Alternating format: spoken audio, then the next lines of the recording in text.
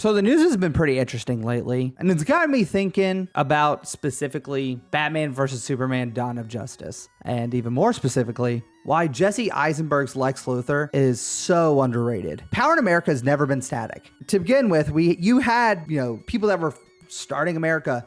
They were building the railroads. They were selling oil. These were making men during these times very wealthy and making them what would be considered the 1% of their times. However, as time goes on, you start to see developments with cities and land. You just have so much land you can build on, So that's where you have people like these Wall Street investors. You have real estate moguls coming around, building these huge skyscrapers, filling them up and filling their pockets with as much money as they can. And as they can do that, they start selling other things, start investing in other things, and becoming richer and richer and richer. But they still weren't, they still weren't that powerful. They just had a lot of money. But as time goes on, especially in these times, you don't have people who are just wanting money. They don't want land. They want power over your digital data. They want power over what you're looking at on your phone. And they want to house that to make them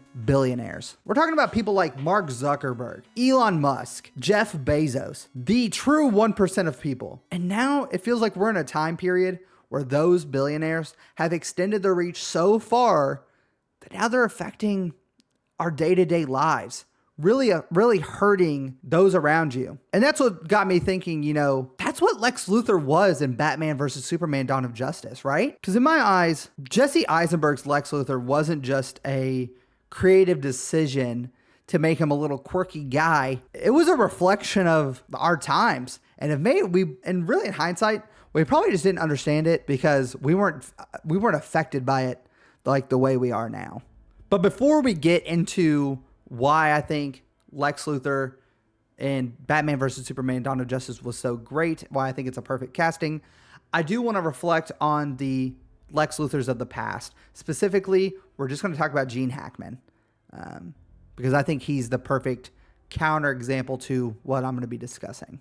In Superman the movie and the sequels, Gene Hackman's Lex Luthor isn't that billionaire. He is a criminal mastermind with money in his pockets. He's a man of a huge ego. He thinks he really is the greatest con man of all time.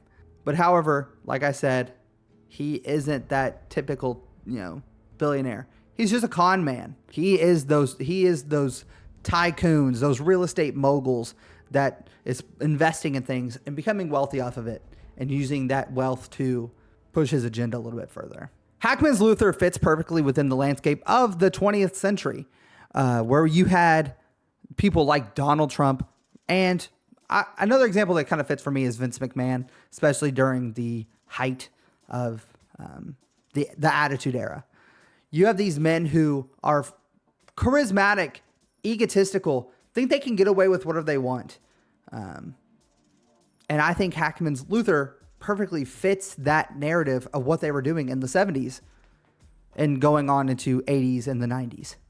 And to kind of dig into Donald Trump a little bit more, I mean, that was the inspiration for Hackman's Luthor. I mean, he's an outlandish personality who had wealth from his family, who believed he believes he's the smartest man alive. When you think of Lex Luthor, Gene Hackman, think Donald Trump. However, a power shifted from where I can believe, probably somewhere in like the mid 90s, going into the 2000s, where real estate wasn't the move anymore. Technology was where the new realm was. That's where all the power lied because of the internet. And because of that, Lex Luthor had to change. And that's where Jesse Eisenberg comes in. By 2016, we had those tech billionaires that I had discussed before, Mark, Elon, Jeff. They are the tycoons of our time. They are the railroad and builders of our time. But now they're not trying to build a railroad across the country. They're trying to build a highway online to get to your data, to get to the most personal information about you. And it kind of feels like we're at the point now where they could probably get to something probably a lot deeper. who better in the comics, who better to display that modern day villain, those modern day billionaires, than Lex Luthor? So that's why Lex Luthor had to be the way he was. Because Eisenberg's Luthor isn't interested in money. I don't think he's ever focused on money in the movie, because he has it. He wants control. And who better of a villain, who better of a hero to be an outlier in that person's control in his hands than a man who basically can display powers beyond anyone's control? Superman. Another reason why I believe Eisenberg is a great Lex Luthor is due to the casting connections that he has, specifically The Social Network. Eisenberg's role as Mark Zuckerberg in The Social Network made him the ideal choice to play Lex Luthor.